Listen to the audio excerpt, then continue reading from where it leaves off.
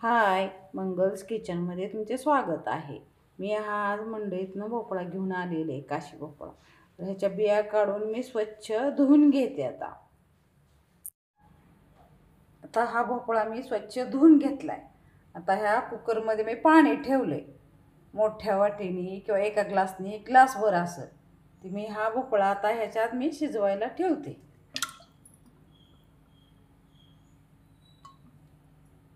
2 ते 3 शिट्ट्या घेते मी। आता हे मस्तपैकी शिजलेत। आता गरम ह्याच्यातच मी गूळ मिसळून घेतला। आता मी थोडी खसखस टाकून घेते।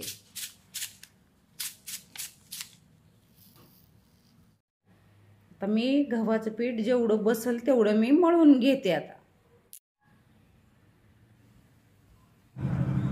ही मस्तपैकी असं भोपळ्यासाठी मी मळून घेतलेलं आहे। किती छान पीठ झाले बघा। हे भोपळ्यासाठी मी मळून घेतले घाऱ्या करण्यासाठी। कशा टम्म फुगलेत बघा।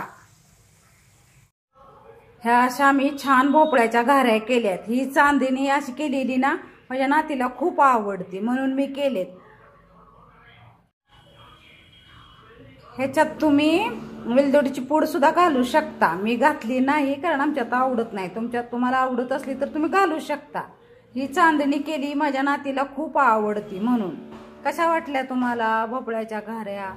लाईक करा, शेअर करा, सबस्क्राईब करा।